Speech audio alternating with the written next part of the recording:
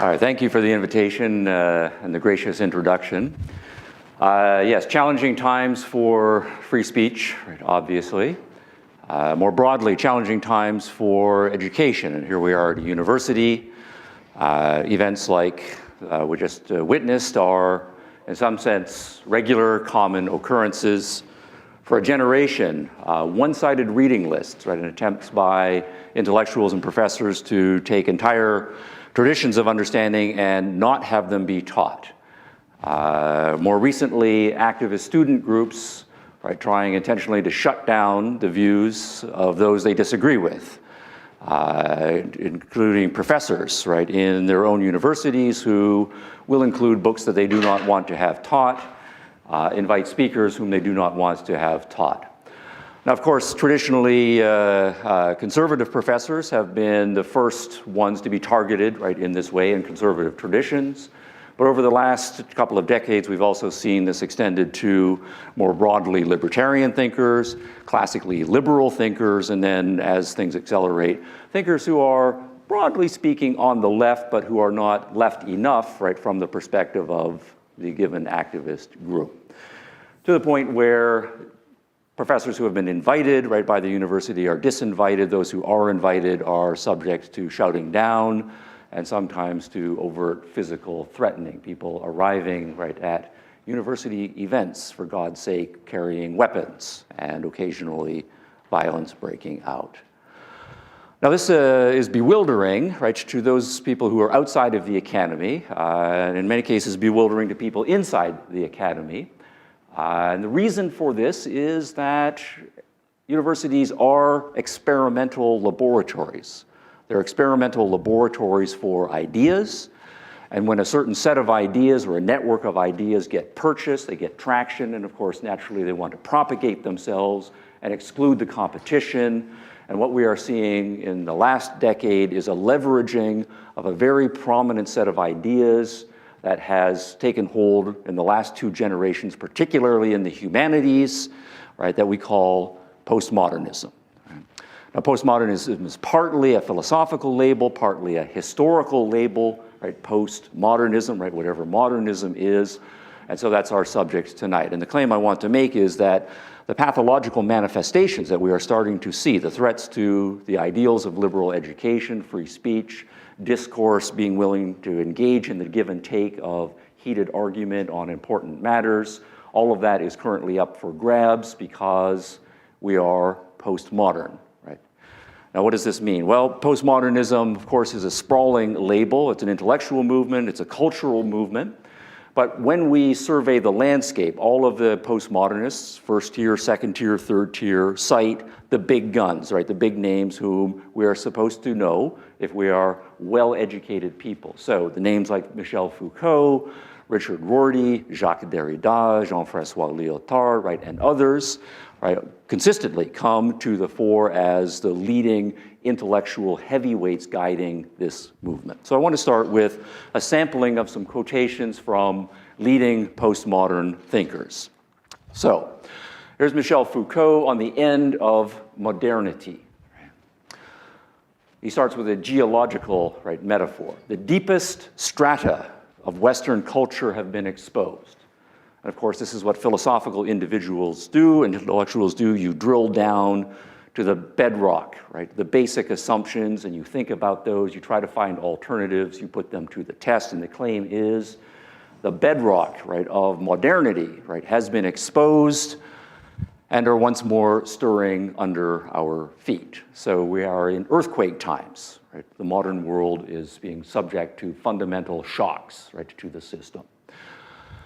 Richard Rorty, agreeing, saying the postmodern task, right, as he called it, is to figure out what to do, quote, now that both the age of faith, right, so we pause there, the age of faith, right, perhaps 1,000 years of Western history, if we take the Eurocentric or Western perspective right at this point, the decline of Rome, the collapse of Rome on through Renaissance and Reformation. That was the age of faith in which essentially a religiously based philosophy was dominant intellectually and dominant culturally. But that failed, right? And that's Rory's first point. and the Enlightenment, right, seem to be beyond recovery. The Enlightenment, right, kind of a capstone intellectual and cultural movement in the modern world. Again, historians will argue maybe 1600s, but certainly the long 1700s and early 1800s, the age of enlightenment. But the claim is that too, right, has failed. So what has gone on essentially up to Rorty and Foucault's generation, mid to late 20th century, is the entire history, right, intellectual and cultural history, right, of the West, going back to the fall of the Roman Empire. The two dominant paradigms or philosophical outlooks have both been tried and been found wanting. Failure, and now we are casting around what should we do next? And that will be the postmodern task. What will we do next? Now, Foucault, Frenchman, Rorty, American. This is an international movement, so here's John Gray, a Brit. We live today amid the dim ruins of the Enlightenment project, agreeing with Rorty, which was the ruling project of the modern period. Now, this is a slightly stronger claim. It's not just that the Enlightenment failed as an intellectual movement, right, but rather Enlightenment transformed culture and the institutions that we live in, and those have reached a pathological state, an end state. Right? So when we look around us, the claim is we should see the ruins, right? And that we live in effect, a ruined culture. And the postmodern position is to recognize this and to react to that in some way. All right, Enlightenment's wake. Yeah, so what is Enlightenment's wake, right, going to be? That is the postmodern, right, predicament. So what's the Enlightenment? Right, well, do some history here. I realize, given this here, that the font is a little small, but I wanted to get all this in. So let me talk you through this. The Enlightenment vision, as both Rorty and Gray and Foucault agree, said that is the ruling project of the modern era, and we are trying to define postmodernism. So what is modernism, right? And what was this Enlightenment philosophy or framework that tried to summarize and institutionalize what the modern world, right, is all about? First, a philosophical revolution. I want to go back to the early 1600s, and I've got three names here: Francis Bacon, René Descartes, right, John Locke. So if you take courses in modern intellectual history, and particularly if you study modern philosophy, the transition to modern philosophy is identified with these formative figures. Right? Francis Bacon and John Locke, both Englishmen, René Descartes, Frenchman. Now, typically, René Descartes is given the honorific title, the father, right, of modern philosophy. I think, therefore I am, cogito ergo sum, right, and all of that sort of stuff. Why is that fundamental, right? Why are intellectual historians willing to cite these individuals as the founding fathers of the modern world? And the claim we'll make is that all of them are advocates fundamentally of reason, that human beings have the capacity for reason, and if we're interested in knowing what's true, what's false, what we should believe, right, what we should put in action, right, and stake our lives on, should be primarily through the guidance of reason. Right? Now, from our perspective, that's not necessarily a radical sounding claim, but if you go to the early modern world, this was a dramatic claim. Right? Human beings have the capacity for reason, it works, and we ought to use it fundamentally. And the contrast then is to what had been the dominant theory of knowledge or the dominant epistemology of the previous era, the age of faith, right, the one that Rorty alluded to. If you want to know the fundamental truths and what you should believe and what you should stake your life on, it has to be an act of faith, right, not an act of reason. And what are you having faith in? Right? Well, you have a couple of options, and there are widespread theological debates that have dominated for 1,000 years. Do you have faith in the church as the institutional vehicle for the true religion? Right? But what is the church based on? Well, the church is based on a long lineage, right, that goes back to Scripture. And so ultimately, Scripture is your authority, right? And you accept the truth of Scripture on faith.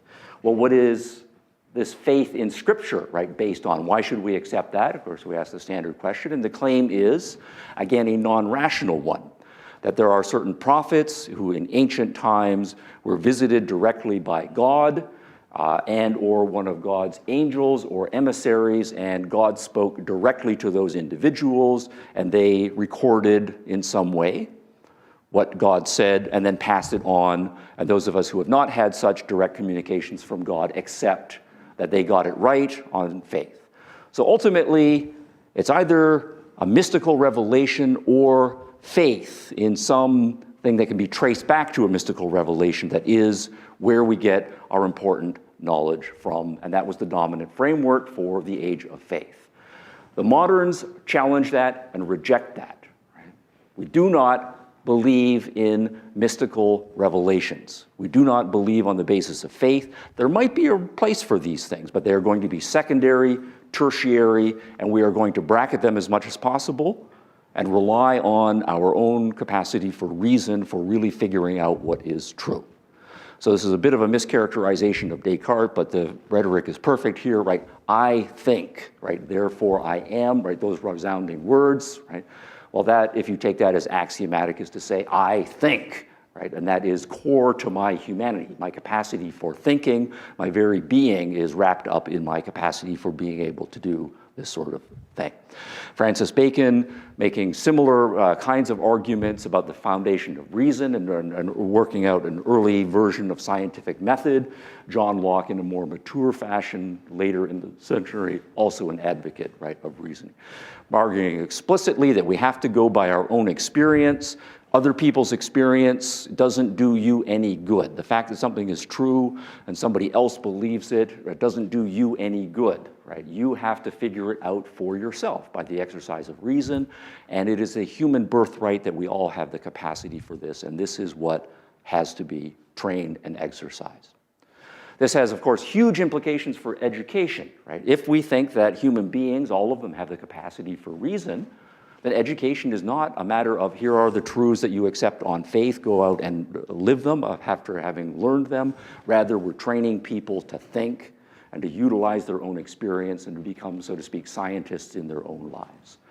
That was hotly contested, right, for a century. Now, a century is not a very long time in human historical time, it's particularly for philosophical debates, but the early moderns won the debate. Right? And the advocates of faith, the advocates of mysticism, the advocates of reliance upon traditional institutions were on the defensive, intellectually speaking. Now, this is important, and I want to put the dates to here. This is Francis Bacon. I've put 1620 here because that is the date of his first significant publications, or one of his significant. Descartes publishing in the 1640s. Locke publishing in the 1690s, but actually doing his writing in the decade before when he was in exile in Holland, because he was on the wrong side of various political conspiracies and fences for a little while. But notice the dates here are 1600s. That's important. Okay? Now, what happens as a consequence if you think fundamentally that the human rational capacity is most foundational and that needs to be exercised? Well, that has huge implications. If you then take the rational capacity or capacity for reason and turn it to understanding the world, right? You don't have a magical, understanding of the world, right? Or you don't necessarily interpret everything that goes on in the world in terms of omens and signals, right, from God. You try to understand it on its own rational terms. Well, you start to see the beginnings of science. And it is then not an accident, right, historically, that it's in the mid-1600s that we start to see the first kind of recognizably modern scientific fields coming into existence. Astronomy and physics are the first major battlegrounds, but astronomy and physics, right, in modern terms, require an epistemology of reason. Right? And so physics becomes institutionalized starting in the 1600s. Capstone names, I really should probably have Galileo up here. Galileo also did yeoman work right here a little bit earlier. Didn't work out for Galileo very well because he was silenced, but by the time we get to the second part of the 1600s, we've got Isaac Newton, right, a towering figure, right, with a very mature physics, right, in place. Awesome things being done in mathematics, right, by both Newton and Leibniz and any number of other people. Then it's a matter of generations. By the time we get another 40 or 50 years, you can see chemistry, right, coming online. It's separating itself out from alchemy and magical understandings of how the elements work. And then another 50 years later, biology, right, is coming online. And so by the time we get into the 1700s, we have recognizably the sciences of physics, cosmology, chemistry, biology, all of it supported by an understanding that reason is fundamental, and we are working out what this means for scientific method. We also then see, and when we get into the 1700s, right, these start to be applied to more systematic areas. If you take science, physics, chemistry, and you apply it to understanding, right, thermodynamics, right, then you get the Industrial Revolution. The Industrial Revolution was a lot of inventors, of course, working in their garages, right, in workshops, but a lot of it was very theoretical science. Right, that was discovered, and people were looking for ways to apply this. And it's not an accident then that the Industrial Revolution is first happening in England, because England was the first nation of the Enlightenment. Right? Newton, Bacon, Locke, right, are all, right, Englishmen. So if you apply reason to the manufacture of goods, right, and the making, right, of machines, well, then engineering, right, as a discipline, and all of the various kinds of engineering disciplines start to professionalize themselves. And our big capstone label for that is the Industrial Revolution.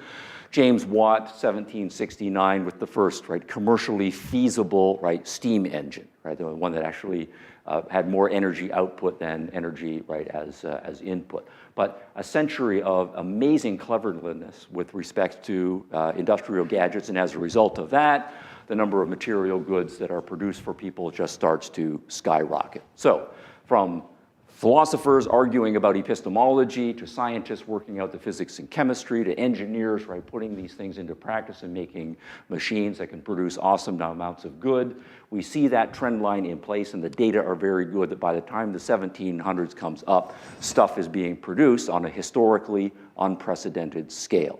Right? Cotton, right, for all human beings to wear, dinner plates, the fact that you can put glass, right, in your window, right? All of the things that we start to take for granted, right, in the modern world were first mass-produced in England, and then places that were influenced by the 1700s. Now, if you do the same thing, you take science and you start to apply it to human beings are more complicated than machines, but you get away from, again, magical and witchcraft as types of understandings of why people get sick. All right, we're not getting sick because God is punishing us, right, for various things, or we're not healthy because God has favored us, right? We are looking for naturalistic, rational, scientific understandings, right, for various things, and you start to see, in the late 1600s and all through the 1700s, a transformation of the medical profession, and putting increasingly on scientific footing, medical chemistry with Lavoisier, Edward Jenner, and the smallpox vaccination, a huge, right, lifesaver. I don't know if you can imagine, right, being the first person to inject yourself, right, with something that you know, right, came from a sick person who died of a particular disease, because you've got the confidence, right, the rational confidence, right, you've done the numbers, you've done the experiments that it's going to work. So he is a great hero, right, of vaccination science, but these are two guys, right, I'm singling out here. And then again, the empirical data is very good, right? Human life expectancy for most of human history, right, was in the 20s, right? And it wasn't until the 1500s that it got up into the 30s, right? And then starting at the late 1700s, we see that number going up, right, steadily, right, and so forth, directly as a result of this. So people are living longer, they're living healthier, partly because of medical chemistry. We're in less pain in a lot of cases, and the story is increasingly progressive, and we have more stuff, right, available to us. Now, the same thing, though, occurs if you take reason, right, as fundamental, and you don't emphasize that we're trying to understand the world out there, right, scientifically, but we apply reason to ourselves, right? And we take as the important foundational figure that every individual has the capacity for reasoning. Right? What does that imply for the normative side, right, of our existence? Right? Well, it is an immediate, right, boost to individualism, because we're getting away from the idea that only certain special individuals have received insights from God, and everybody else is in ignorance, and everybody else should be faithful with respect to those people who have the special institution or the special insights. Or that only an elite number of people are the heirs of certain traditions that have come down right over the centuries. And if you are not an authorized official, right, of one of those institutions, then you should have faith in those authorized individuals. What we are saying is every individual has his and increasingly her own brain and can use it to figure out the way the world works and governs their life. And that means that the respect for each individual's thinking starts to increase explicitly and dramatically. Now, one sign of this is a whole series of political institutions. You start to see, I've got John Locke here again in 1690. The first major battles in this were in religion. So if we just take this argument about what your religious views should be and how should we think about religion and deal with the fact that we have differing views, right, about religion.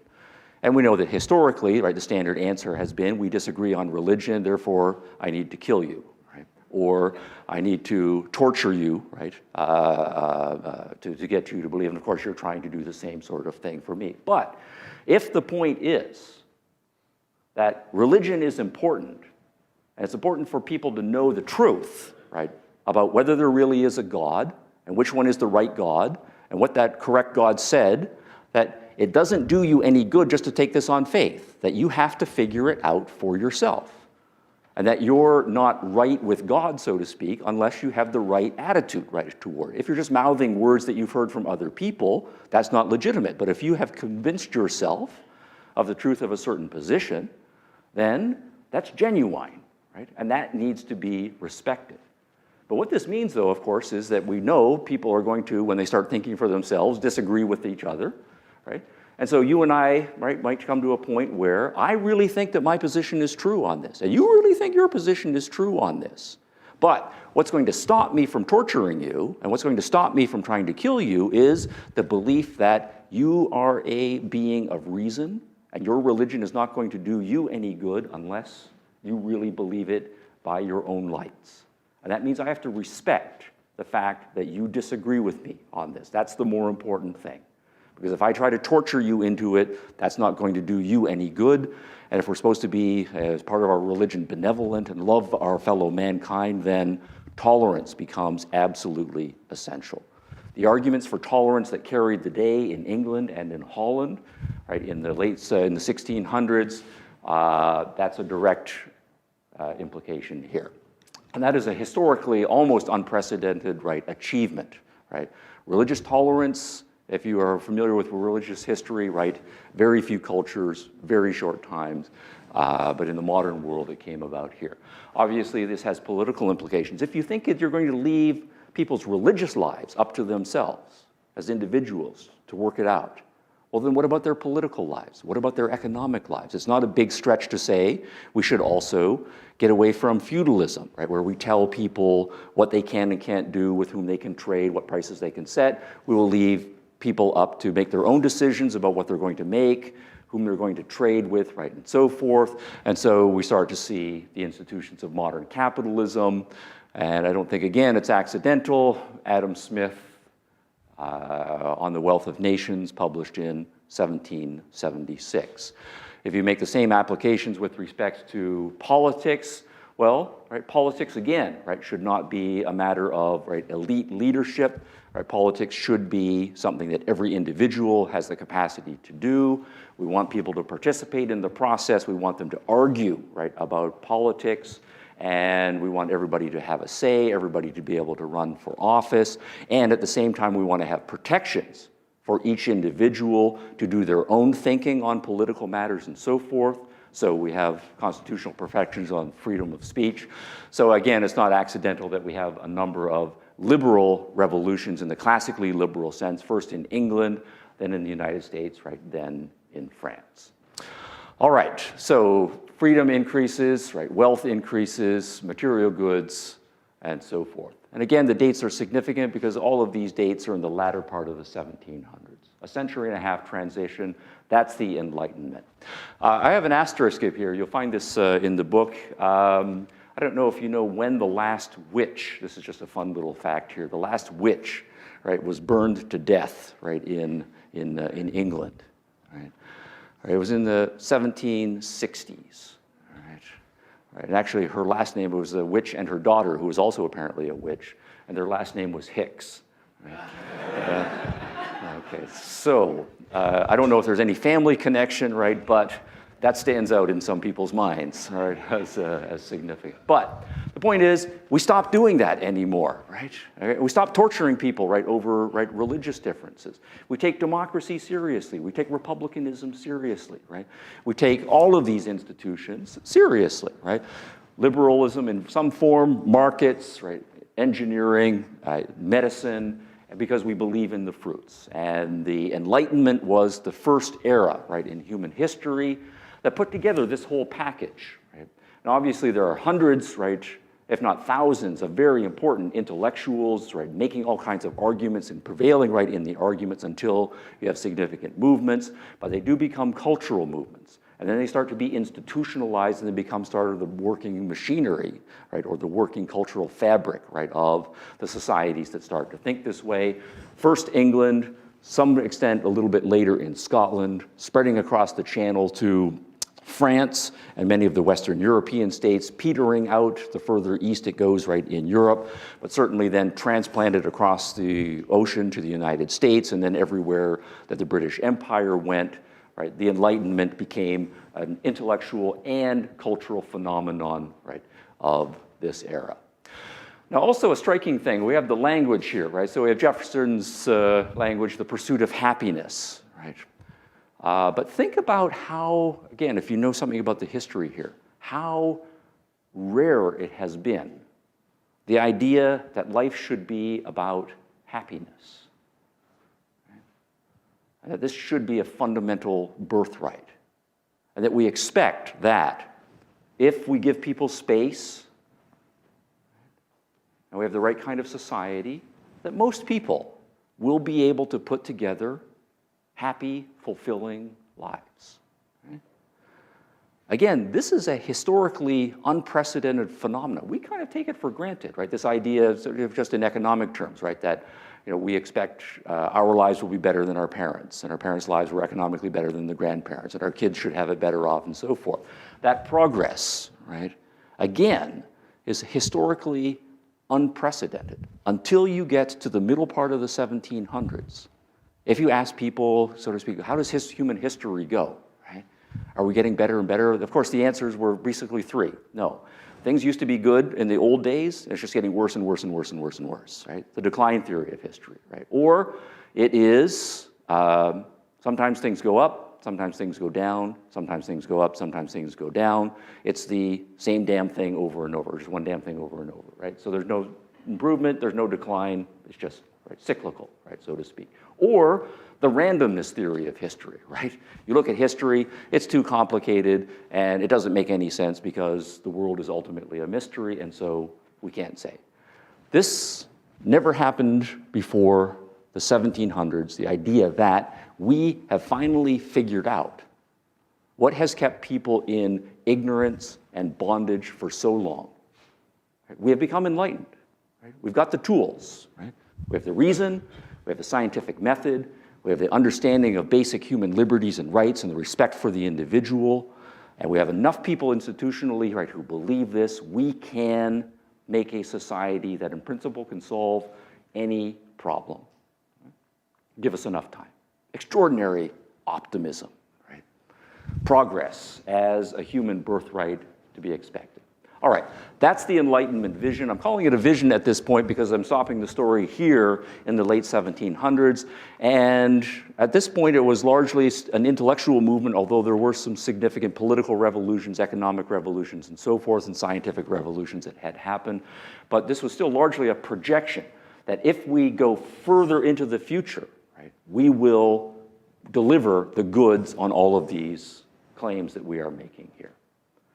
So when the postmoderns, now 2 centuries later, we go from the late 1700s to the late 1800s to the late 1900s, are saying, right, that all of this has failed, right, and that we are now in a position toward the end of the 20th century to look back on what the Enlightenment's promises were, what the philosophical underpinnings of it were, that we can see that those philosophical underpinnings have failed, and that when we tried to put them into practice, right, they necessarily, as a failed philosophy, led to negative, dim ruins manifestations. That's going to be the claim.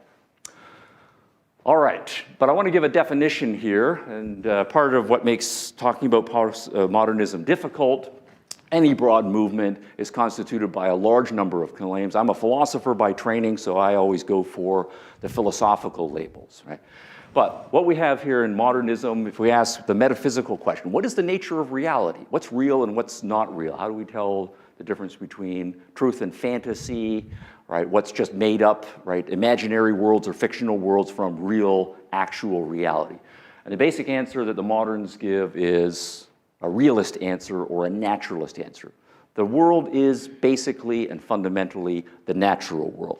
There might also be a God, and we're open to arguing for it, and many of the moderns did believe in God, but they had a rational understanding of God and believed that you had to argue for the existence of God.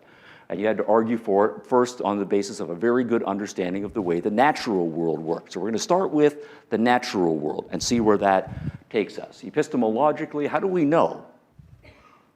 How do we really know, right? Because we're a smart species and we have all kinds of beliefs and things that we want to be true, how do we sort out the ones that we really should put our confidence in? The answer here is some sort of objectivism, right?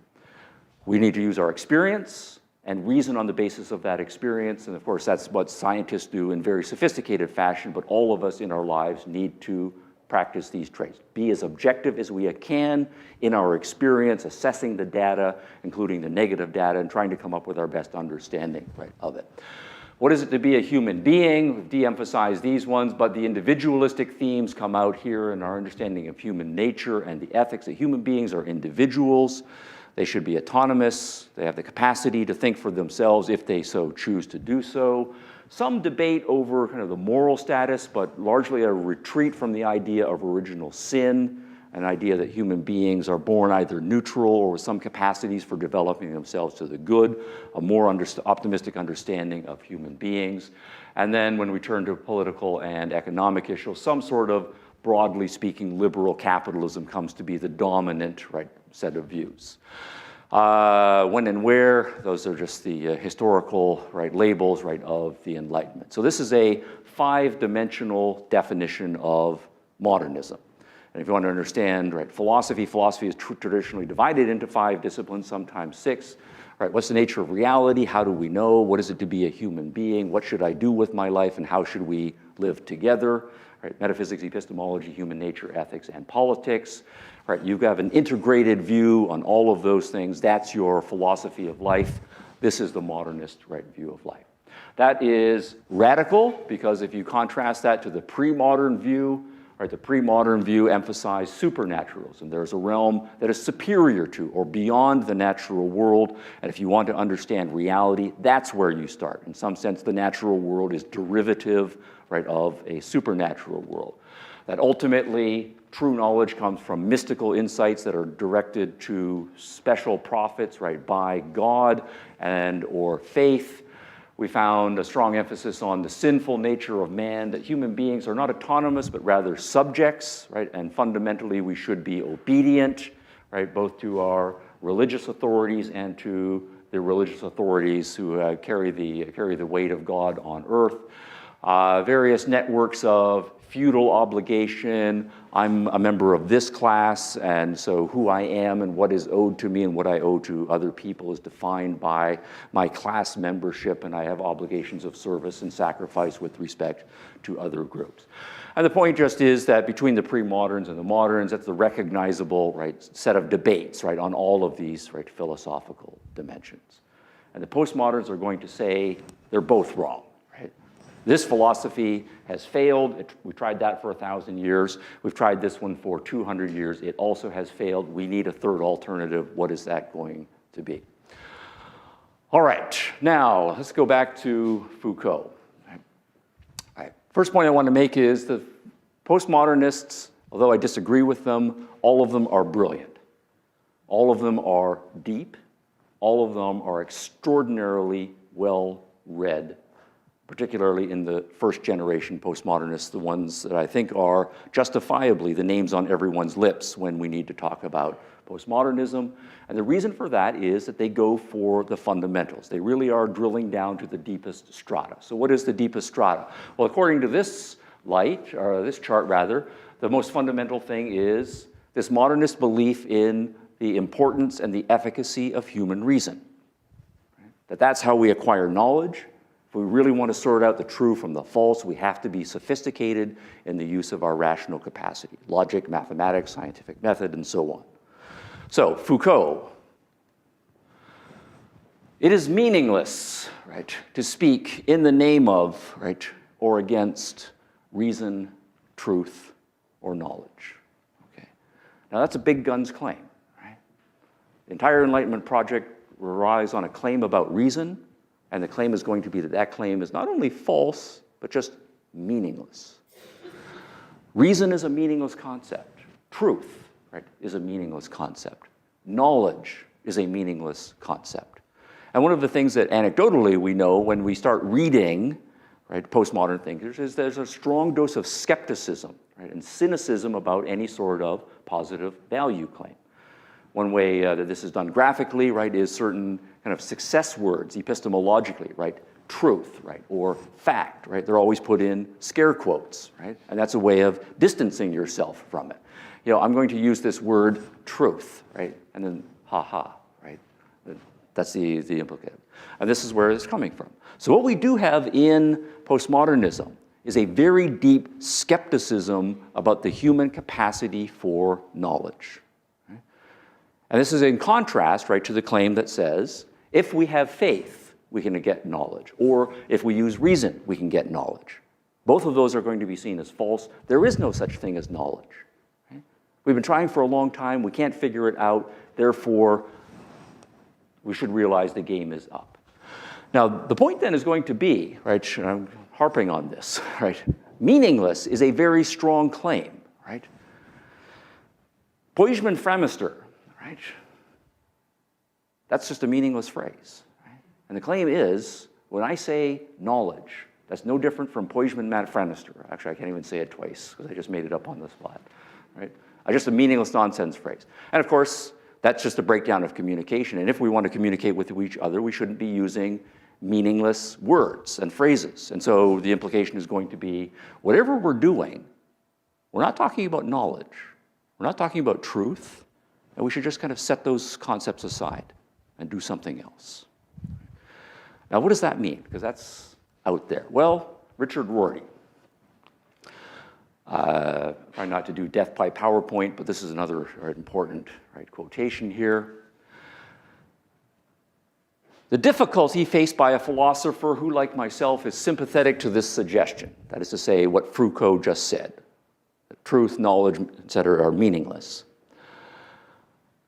As one who thinks of himself as auxiliary to the poet, right, rather than to the physicist. Right, we'll pause there. Okay. When we were talking about the Enlightenment, we were saying reason, scientific method, right, science, and so forth, that the job of the philosophers was to support and articulate to a large extent the whole scientific project that has transformed the world in the modern era. And what Rorty is suggesting here is that, no, we shouldn't be thinking of that, right? Because what do scientists think they're doing, right? They think they're studying the natural world and they're gathering facts, right? And they're doing logical interpretations and they're getting closer and closer to the truth, right, of things. And we're really getting knowledge, right, of the way the world works.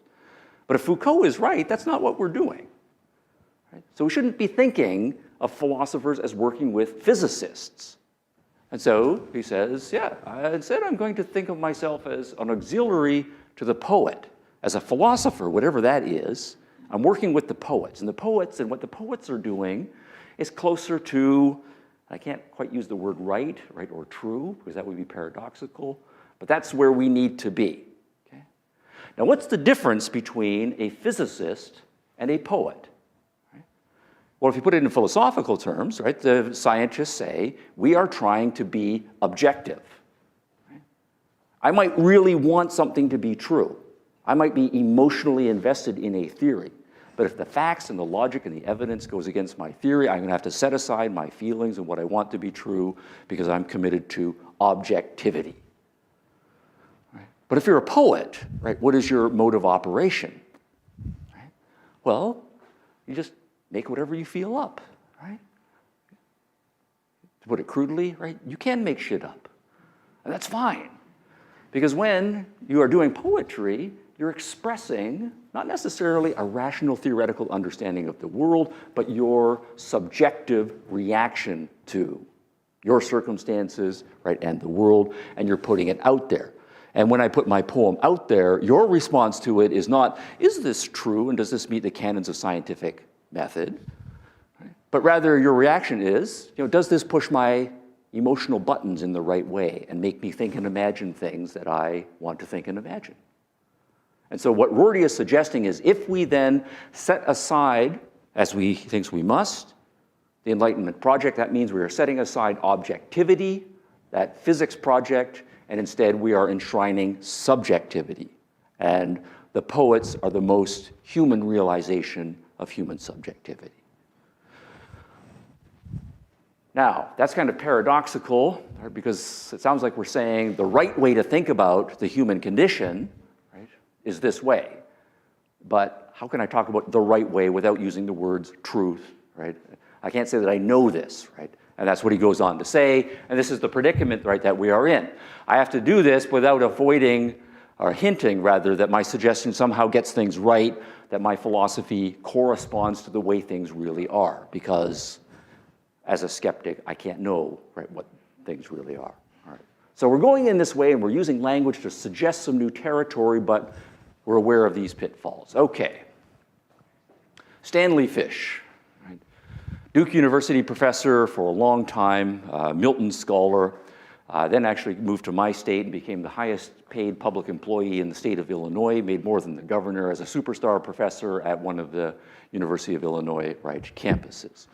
Talking here about deconstruction, he's applying postmodern methods to literary criticism, and the label there for deconstruction is a literary method of applying postmodern techniques to techniques. And the claim is to say, this deconstruction's really pretty great because it relieves me of the obligation to be right. I don't have to worry about being right? What does this text really mean, and am I interpreting it right correctly, and should I have arguments and good evidence, right, and so forth. Instead of that objective, right, criterion, deconstruction just says, I just have to be interesting.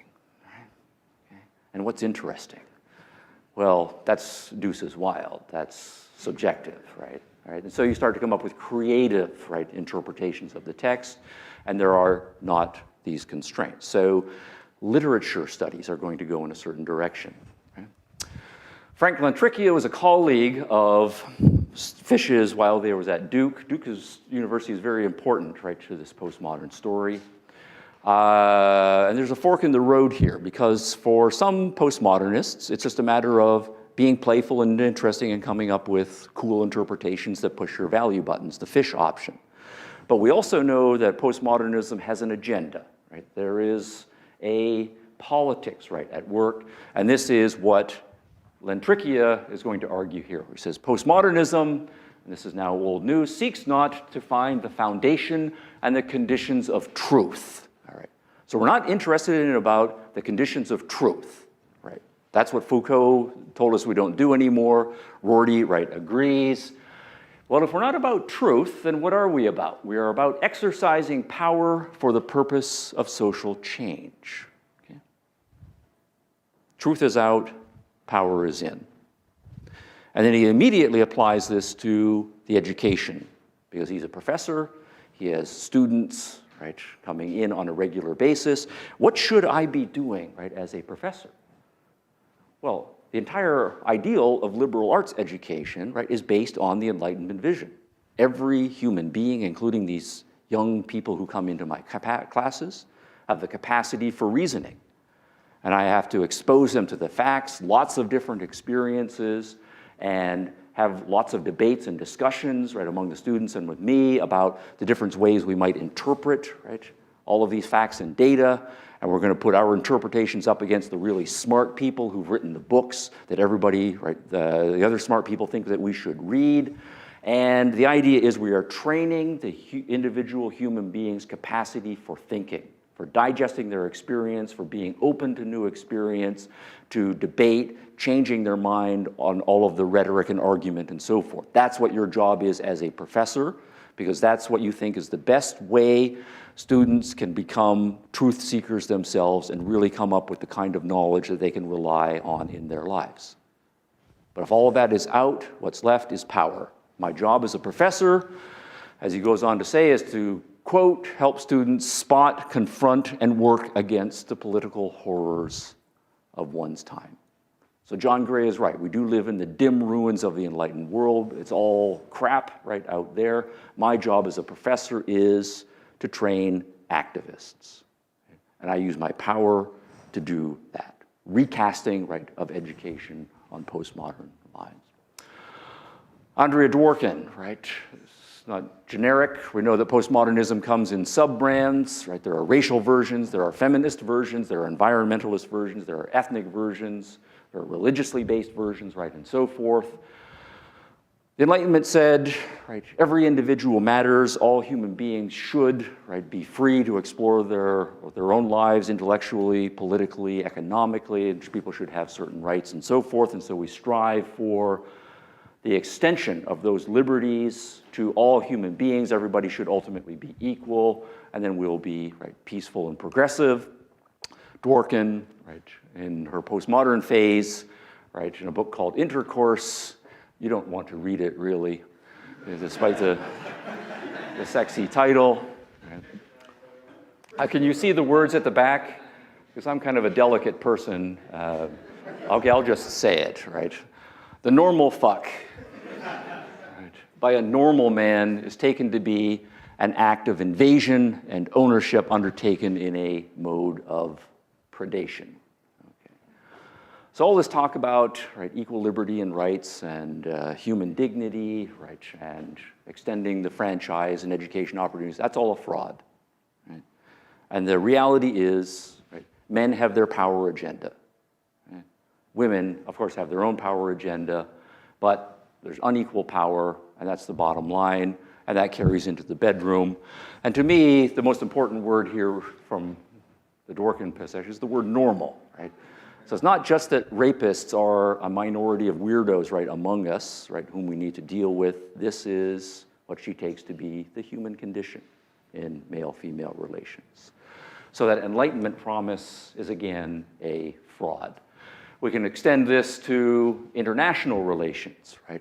We're not exporting democracy and markets and peace and prosperity for all when we are taking the Enlightenment vision and spreading it around the world and encouraging people to trade with us. Instead, we have a darker vision. Again, strong nations versus weak nations, and we all have this rhetoric about trying to get along with each other, but really it's a matter of the strong nations like the United States, imposing their agenda in various sneaky forms on all of the weaker nations in the world. And so really, the weaker nations of the world are always, right, the victims. Now, this is a reflection by Lyotard, Jean-Francois Lyotard, about the first Gulf War in the 1990s, about Saddam Hussein. So what do you think about Saddam Hussein? Probably you've heard from this postmodern perspective, the CIA propaganda version, right, that he was a brutal dictator, right, who did bad things to his people, right, et cetera, et cetera. The truth is, oh, sorry, I can't say truth. The something or other is, right, that Saddam Hussein is a product of Western departments of state and big companies, right, the powerful corporations and the powerful nations, just as Hitler, Mussolini, and Franco were born of the peace imposed on their countries by the victors. Hitler was a victim. Mussolini was a victim. Right? Franco, a victim. Right? They were bad guys. That's fine. Right? But they weren't like homegrown, making their own problems and becoming evil. They are a symptom of the real badness, right? Which is in the Western, rich, capitalist nations that have this rhetoric, right, about so forth. The Iraqi dictatorship proceeds, as do the others, from the transfer of aporias, right? That's a Greek word. If you're an academic, you have to throw a few of those in. It just means problems in the capitalist system to the vanquished, less developed, or simply less resistant countries. So what we have here is the Marxist-Leninist theory of the exportation imperialistically of problems from the rich countries to the poorer countries. And that was a hint, but Derrida, right, makes it explicit, quotation, deconstruction. He's the big name in literary deconstruction. But here, he says, why is he a deconstructionist? And of course, there are philosophical issues, but he says deconstruction never had any meaning or interest, at least in my eyes, than as a radicalization.